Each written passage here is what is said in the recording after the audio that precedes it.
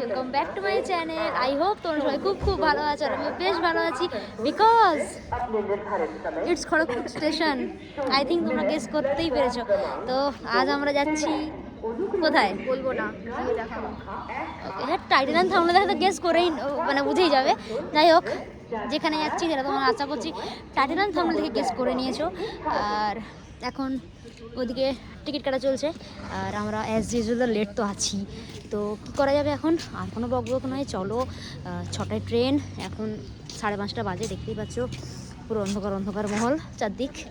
So চলো, আর কি কথা বলবো, এখন তো গোটা ব্লগ পড়ে আছে। এখন চলো আগে ট্রেনে উঠতে পারি কিনা আগে দেখি, তারপর তোমাদের সঙ্গে দেখা হচ্ছে। Tata, say bye bye. Title and thumbnail দেখে নিশ্চয়ই গেস করে নিয়েছো আজকে আমরা কোথায় যাচ্ছি। বাঁকুড়া জেলার একটি শহর বিষ্ণুপুর। এটি একটি পৌরসভা এলাকা। বিষ্ণুপুর শহরটি মন্দির নগরী অর্থাৎ দ্য সিটি অফ টেম্পল নামেও আমরা চিনে থাকি। খড়গপুর থেকে ট্রেনে করে আসতে আমাদের সময় লেগেছে 1 ঘন্টা 55 মিনিট, অর্থাৎ 2 ঘন্টা।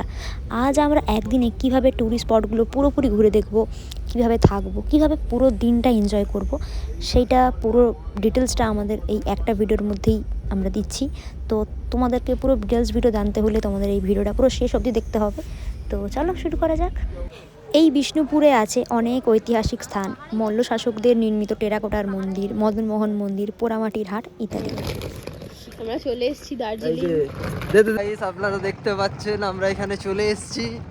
এই যে এপাশে কুয়াশা, পুরো পুরো প্ল্যাটফর্ম, ঠিক আছে। এই যে কি বিষ্ণুপুর ঢুকেই আমরা প্রথম যে স্পটটা ঘুরতে গেছিলাম সেটি হলো রাসমঞ্চ।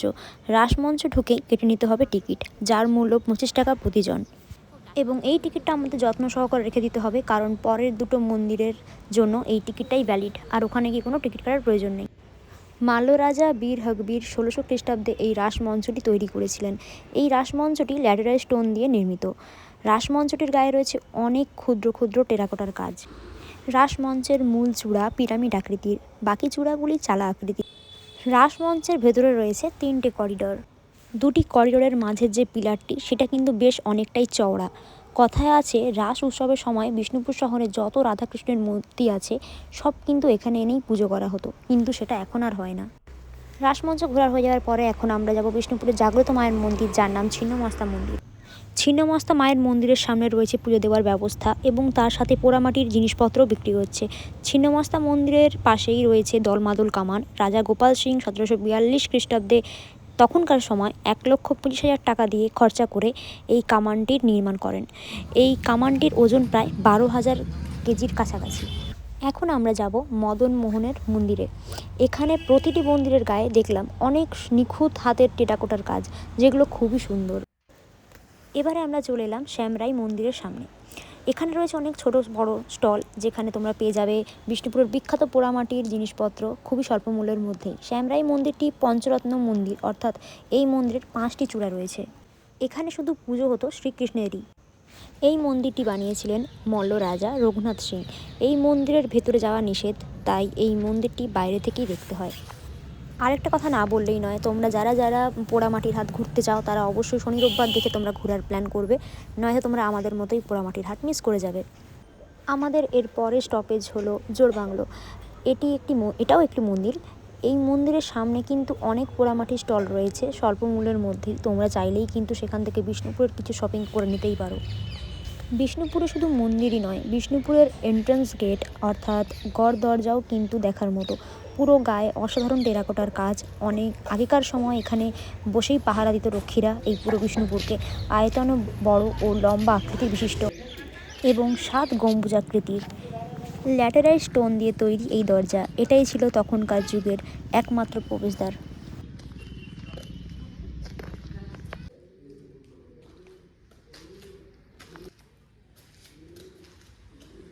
আর এগুলোতে হচ্ছে প্রদীপ রাখা হতো, মোমবাতি না প্রদীপ রাখা হতো আলোর জন্য।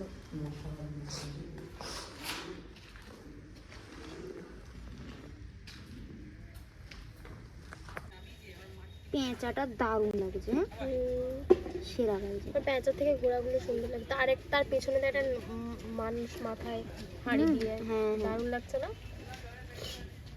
আমার বাড়ি হলো বিষ্ণুপুর থেকে জিনিস নিয়ে যাওয়া, ওটা এরকম জানি ব্লগ দিতে অনেকটাই লেট হয়ে গেল, তবে হ্যাঁ আশা করছি এটা একটা ভালোই ব্লগ তোমাদের সামনে আমি আনলাম। আর তোমাদেরকে আমি লাস্ট ব্লগে বলেওছিলাম যে এর পরের যে ব্লগটা আসবে সেটা নিশ্চয়ই ট্যুর ব্লগই আসবে। তো যেমন কথা তেমন কাজ, ট্যুর ব্লগই দিলাম। তো আই হোপ তোমাদের ভিডিওটা ভালো লেগেছে, সেটা তোমরা অবশ্যই কমেন্ট করে জানাবে তোমাদের ভিডিওটা কেমন লেগেছে। তো চেষ্টা করব পরের ভিডিও মানে পরের ব্লগগুলো ট্যুর ব্লগই আনা। সব ট্যুরিস্ট স্পট ঘোরা হয়ে যাওয়ার পরে আমরা রাত্রিবেলা আমাদের রিসর্টে এসে আমরা শালপাতার চিকেন এনজয় করতে করতে গোটা 31st নাইট আমাদের খুব ভালো এবারে কেটেছে। তোমাদের 31st নাইট আর নিউ ইয়ার তোমরা কেমনভাবে কাটিয়ে সেটা তোমরা অবশ্যই কমেন্ট করে জানাবে। আর ভিডিওটা কেমন লাগলো সেটাও তোমরা অবশ্যই কমেন্ট করে জানাবে। আর যদি ভালো লেগে থাকে তাহলে অবশ্যই লাইক, কমেন্ট, শেয়ার এবং চ্যানেলটাকে সাবস্ক্রাইব করতে কেউ ভুলবে না। দেখা হচ্ছে খুব জলদি এক নতুন ইন্টারেস্টিং ব্লগের সাথে। আর চেষ্টা করবো পরের ব্লগটা ট্যুর ব্লগই আনার। সো চলো, বাই বাই।